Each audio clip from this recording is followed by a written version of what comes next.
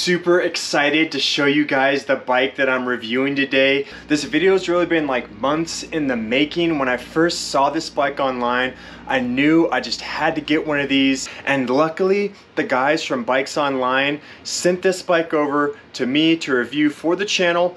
No stipulations. They said, Jared, we're gonna send you the bike. You can have it for like 6 months. All we want you to do is just give people an honest review on what it's like unboxing this bike, what your initial impressions are, how it is riding this bike. And the bike that I'm talking about, you guys, the bike that I'm gonna be going through the unboxing, the build up, and my initial impressions for you guys today is the Polygon Collosus N9.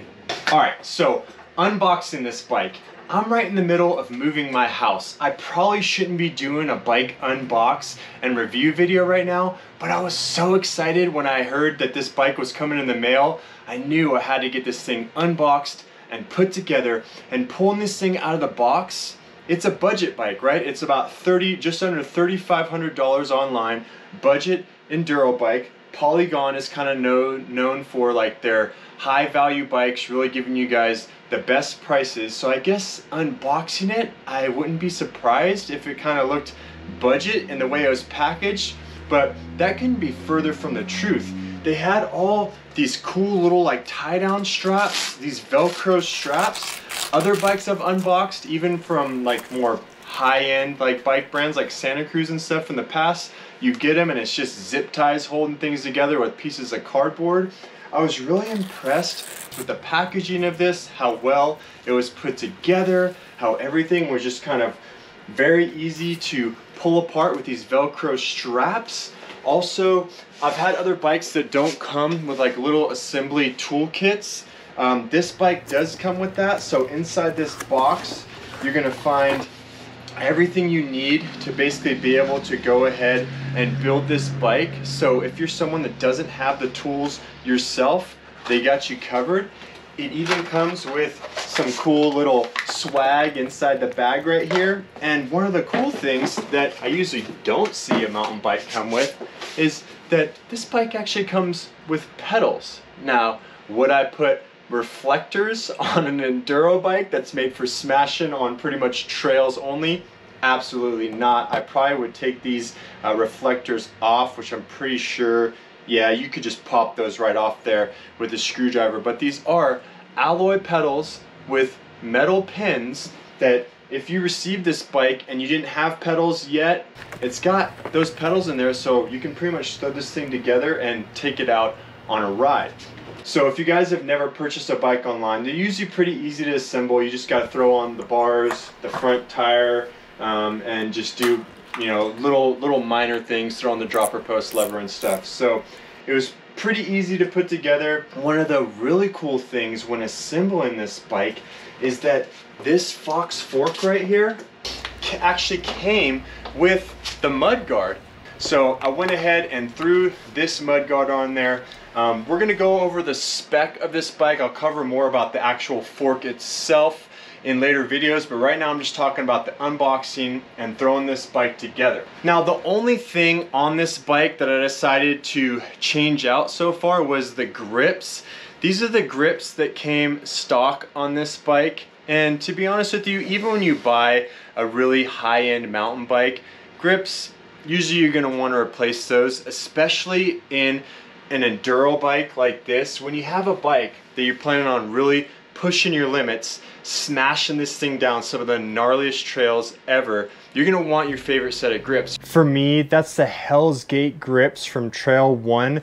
I'll throw links in the description to this bike and to those grips. If you guys wanna use the links, it does help support the channel. One of the cool things I really like about Trail 1 is actually $1 from every purchase goes back to support local trails. But enough of that, let's get on to the rest of this bike. So after throwing those grips on, I had this bike pretty much built up, and now it was time to take this thing out on a ride. So I went ahead and set up that fork and that rear shock based off Fox recommendations to get the right amount of sag, the right clicks of rebound and compression. But I had one problem, you guys.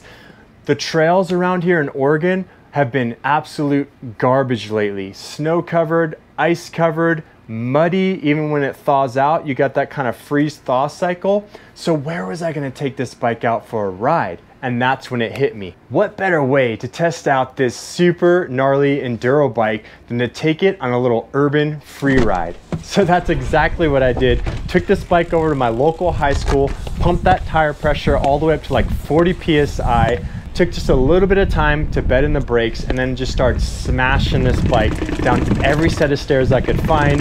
Even started climbing upstairs, made it up most of them. Some of them I didn't, but had a blast. Now, I don't think that's the ultimate test of this bike. I'm definitely gonna do some more future ride and review videos where I take this thing out and try and find some gnarly trails to really put that 170 mils of travel to the test. But I was impressed with just how comfortable I felt on this bike. Like right out of the gate, this is a size extra large, 170 mils of travel front and rear. It's got a 500 reach, so I just feel like it fit me perfectly. It didn't take any time to get used to. I really liked the way it felt. Those Magic Mary tires, when bombing down those stairs, really helped to kind of dampen any kind of vibrations coming from that. I love the amount of grip on these tires as well when I was trying to climb up those stairs. Only had a couple issues with shifting, so I'm gonna have to take a little bit of time getting this drivetrain, kind of getting this derailleur set up and getting that kind of just tuned just right so I don't have those shifting issues. Dropper post was working great. Cockpit setup felt good. Of course, I love the grips. I already knew I would like those. The fork felt amazing. Of course, with it being a Fox 38, it was plenty stiff enough, but even with that grip damper, when I was taking it off some drops, it was just absorbing everything I could throw at it. That rear shock, oh my gosh, a couple of those drops that I went off, not that they're huge or anything, but like 2 foot, 3 foot drops, made it feel like I was rolling off a curb. And the climb switch, as far as climbing, it's got the climb switch on the other side of it right over here. There's only a couple times that I felt that I needed to go ahead and flip that climb switch. Other than that, it was pedaling pretty good on the way uphill. So impressed with the overall suspension design of this bike, at least on initial impressions. Big thank you to Bikes Online. Look for that next video because I'm gonna be doing some more ride and review videos on this bike, and check out some of the other bikes I've reviewed because it's all about getting you guys stoked to go ride and have some fun, people.